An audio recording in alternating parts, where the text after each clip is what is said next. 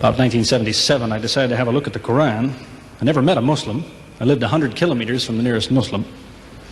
See, what interested me was what non-Muslims said about Muhammad. There are books and books written about Muhammad that tell you, one thing we know for sure about this man, he had an outside source of information.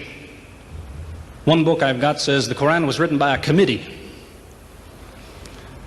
because they've established so well that there's information in there that an Arabian shouldn't have known. He must have had someone from the outside bringing him this information. So they say, one thing we know for sure, he had an outside source of information.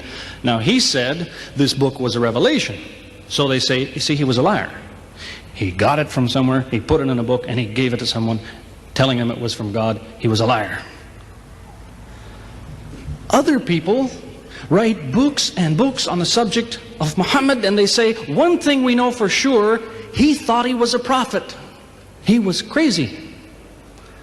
Because they look at his life very carefully, and they see episodes like, for example, when he hid in the cave with Abu Bakr. He was running from the whole city who wanted to kill him, and he hid in the cave, and when the Meccans came running up to the cave to kill them, what did he say to his friend? Did he tell him, see if you can find a back way out of the cave? What he told his friend was, relax. He was telling him, you know, I see what you see, but he said, God is with us, God will save us. So people on that basis, they say, you see, he thought he was a prophet. He thought God was with him because he said things like that. He wasn't a liar. They never seem to realize that one man can't be both. So you can't be a liar and a crazy man at the same time. If you think that an angel gives the words of God in your ear, and somebody says, I have a question for you, what does God tell you about this thing? I want to hear an answer tomorrow. If you're a crazy man, if you think an angel whispers in your ear, then you don't sit up that night thinking, what will I tell him tomorrow? What can I find? Who knows the answer? You're crazy. You think the angel will tell you the answer. You don't go and look it up somewhere. You see, you can't be a liar and a crazy man at the same time. You can be one or the other, or neither, but you can't be both. And you see, I read two non-Muslim biographies of Muhammad. One was by Rodenson, who's an atheist, who hated the man. But many interesting things come up about his life that I had to wonder about. One story that's told is that when he was an older man, he had a son named Abraham. The son died when the child was 2 years old. The same day the boy died, there was an eclipse of the sun. The sky went dark. And the Muslims came running to their prophet and said, look, it's a miracle. Your child died and the sky went dark in sadness. It occurred to me, see, if he was a crazy man, he'd probably believe what they said. He'd probably think, yes, it's a miracle. My child died, the sky is dark. Yes, it's a miracle. If he was a crazy man. If he was a liar, he would have taken advantage of it. He would have said, yes, right, my child died, the sky is dark, you tell everyone, it proves I'm a prophet. It's a miracle. But what did he do? He became angry with the Muslims. He told them that was nonsense. He was angry with them. How dare you say that? He said the sun and the moon are signs of God, and they don't worry themselves about the birth of a man or the death of a son of Muhammad. Doesn't look very crazy. Doesn't look much like a liar. Now you have a third alternative, of course, which people tell you all the time. They say, no, he was not a liar. He was not a crazy man. He was deceived by the devil. Deceived by the devil. It's an interesting idea. But whatever you say, you better be ready to back it up. There's a lot of difficulties with that idea. For example, there is a verse in the Quran which tells the reader about a good habit to develop.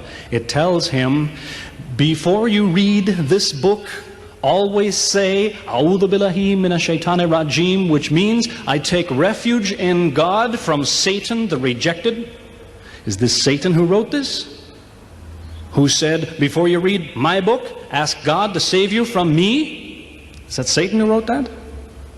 As Jesus said, if Satan is divided against himself, then his kingdom will fall. He's fighting against his own interests. So let me finish with a story that illustrates a point. As I said, there's many theories and many explanations around, many explanations. But an explanation, something somebody tells you, is just so much air coming out of his mouth unless he has proof and unless he offers you something that you can use to falsify it.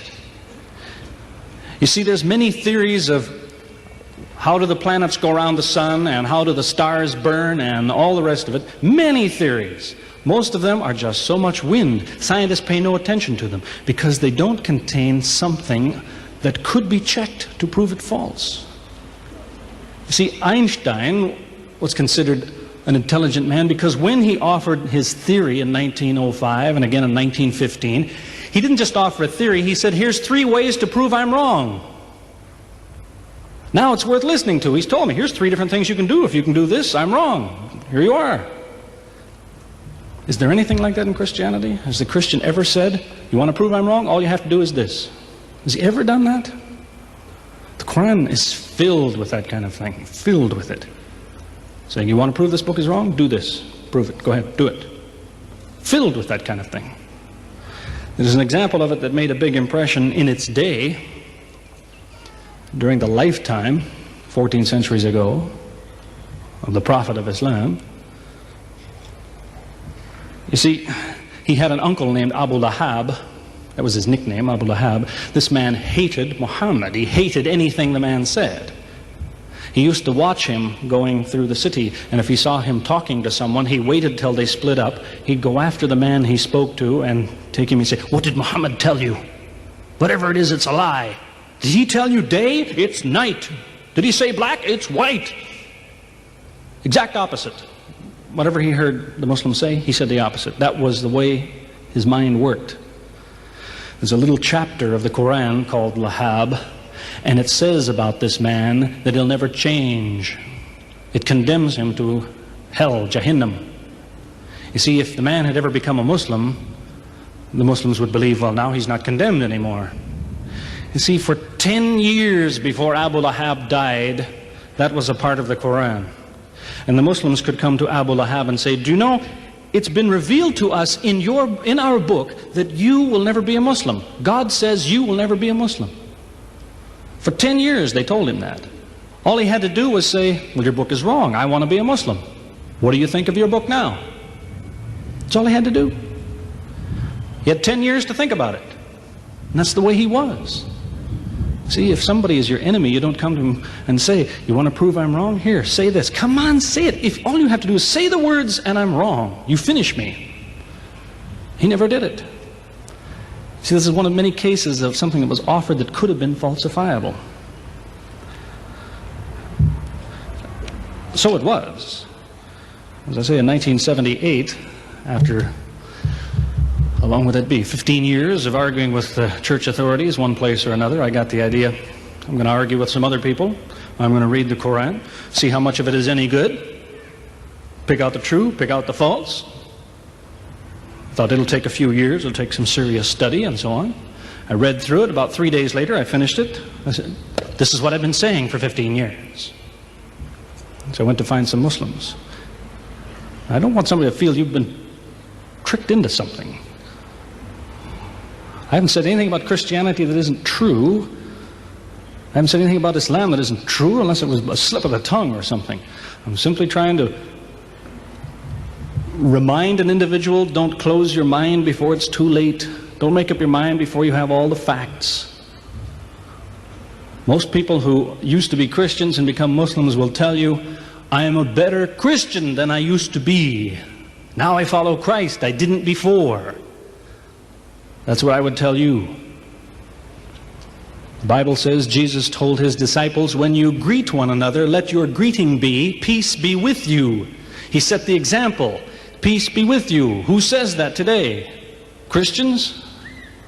Once in a great while, maybe. Muslims, whether they speak Arabic or not, they say, Salaam alaikum. Peace be with you. Jesus, when he prayed in the Garden of Gethsemane, put his forehead on the ground. Who prays like that? Christians or Muslims?